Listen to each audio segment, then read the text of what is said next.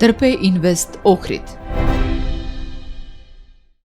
Сонце, прва специјалистичка биохемиска лабораторија во Македонија.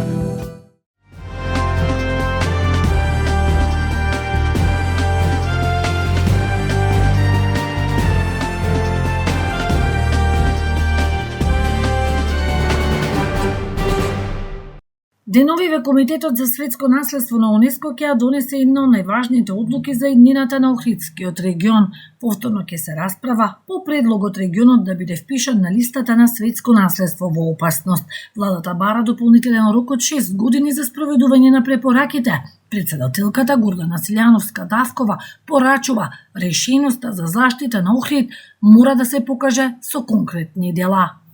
Се разбира дека би сакала да добиеме шанса, уште една, не знам, многу пати сме рекле уште една, но мислам дека она што го бара УНЕСКО од нас не е да се справиме со проблемите, што се очигледни, туку да покажеме отворено волја и спремност да почнеме одговорно да се однесуваме кон Охрид. Препораките на УНЕСКО со години укажуваат на потребата од поефикасна заштита на природното и културното наследство.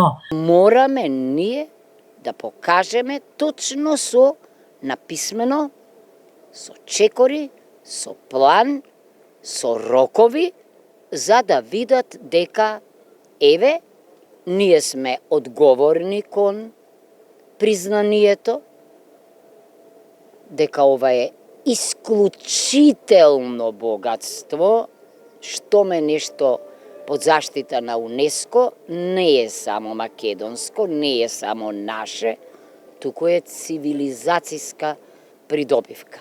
По конечната одлука на Комитетот на УНЕСКО ќе биде познато дали Охридскиот регион ќе биде впишан на листата на светско наследство во опасност или ќе добие дополнителен период за спроведување на корективните мерки. Комитетот за светско наследство на УНЕСКО на 48-та сесија во Бусан, Јужна Кореја, ја разгледува можноста Охридскиот регион да биде впишан на листата светско наследство во опасност. Според текот на работите се очекува извештајот за состојбата на регионот и нацрт одлуката за негово впишување на листата на светско наследство во опасност да бидат разгледани во текот на утрешниот ден. Во меѓувреме, Турција поднесе амандман со кој предлага Охридскиот регион во оваа фаза да не биде впишан на листата на светско наследство во опасност, како и да се продолжат роковите за спроведување на препораките на УНЕСКО. Според предлогот, Македонија и Албанија би доставиле нов извештај до 1 февруари 2031 година, кој би бил разгледуван на 53-та сесија на комитетот, со што двете држави би добиле дополнителен период од околу 5 години за реализација на обврските. Охридскиот регион по четврти пат се соочува со можноста да биде впишан на листата на светско наследство во опасност. Комитетот во изминатите неколку години повеќе пати ја одложуваше конечната одлука и им даваше дополнителни рокови на двете држави за исполнување на препораките. Листата на светско наследство во опасност е механизам со кој меѓународната заедница се информира дека одредено културно или природно добро се соочува со сериозни закани. Целта не е да се казни државата, туку да се обезбеди меѓународна поддршка, стручна помош и финансиски средства за зачувување на локалитетот. Причините поради кои едно добро може да биде впишано на листата на светско наследство во опасност се различни: вооружени конфликти, природни катастрофи, загадување, неконтролирана урбанизација, прекумерен туристички развој, криволов, климатски промени, несоодветно управување или недоволна правна заштита. По впишувањето на листата на светско наследство во опасност, Комитетот за светско наследство во соработка со државата во која се наоѓа локалитетот изработува програма со конкретни корективни мерки и рокови за нивно спроведување. УНЕСКО обезбедува стручна поддршка преку своите советодавни тела, ја следи состојбата на локалитетот на терен преку редовни извештаи и мониторинг мисии и кога е потребно одобрува финансиска помош од Фондот за светско наследство за итни интервенции и активности за зачувување. Целта е да се отстранат заканите и да се обноват вредностите на локалитетот пошто тој се враќа на листата на светско наследство. Доколку едно светско наследство трајно ги изгуби исклучителните вредности поради кои било впишано, комитетот може да го одземе статусот. Досега оваа мерка е применета само 3 пати, и тоа за резерватот на арапскиот Орикс во Оман, испришан во 2007 година, потоа долината на Елба во Дрезден, Германија, избришана во 2009 година, и во 2021 година од листата на светско наследство беше избришан Ливерпул, поморскиот трговски град во Обединетото кралство. Од античкиот плаушник преку црквата Света Богородица Перивлепта до духовниот мир на манастирскиот комплекс Свети Наум, културното и духовното богатство на Охрид остави силен впечаток врз председателката на Индија, Мурму, која престојуваше во првата официјална посета на земјава. Историјата, вековното наследство и гостопримството на македонскиот народ, според председателката Гордана Силјановска-Давкова, биле дел од причините поради кои индиската председателка со воодушевување зборувала за градот.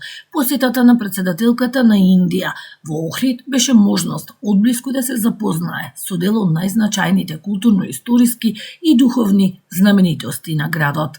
Индијците, вклучувајќи ја и председателката, со право веруваат дека ништо не е случајно во универзумот.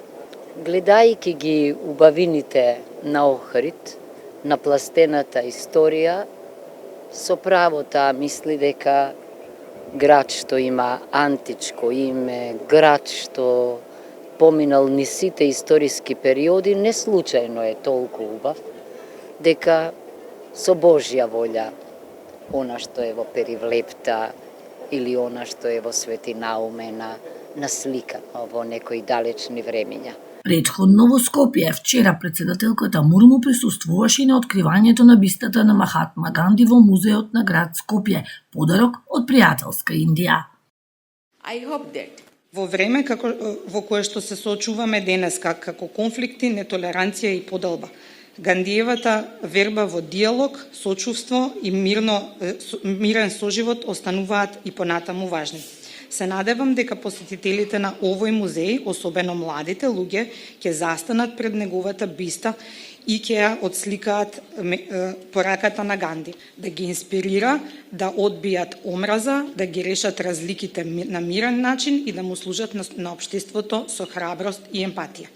Посетата на индиската председателка се оценува како значаен чекор кон продолбочување на меѓусебната соработка. Беа испратени јасни пораки за пријателство, меѓусебна доверба и подготвеност за заеднички проекти во повеќе области.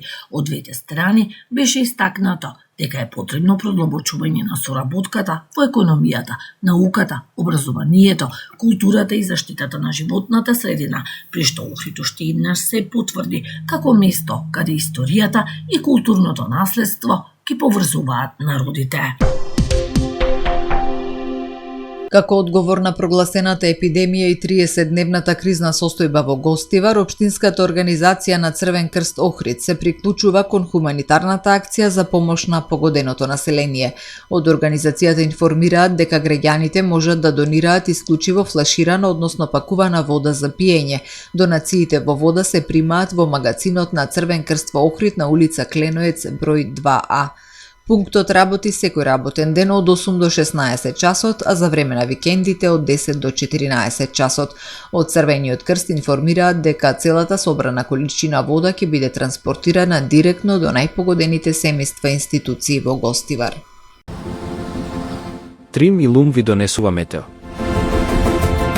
Во Охрид денеска имавме сончево време со мала до умерена облачност. Дуваше слаб до умерен ветар од западен правец. Максималната дневна температура се искачи до 27 степени.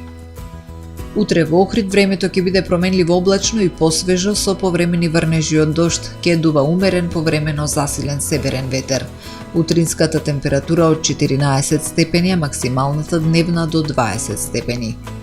Температурите во Македонија утре во интервал од 9 до максимални 27 степени. За време на викендот времето ќе биде стабилно. Нови врнежи од дожд проследени со локална нестабилност ќе има во понеделник, а од вторник повторно ќе биде стабилно со постепен пораст на температурите.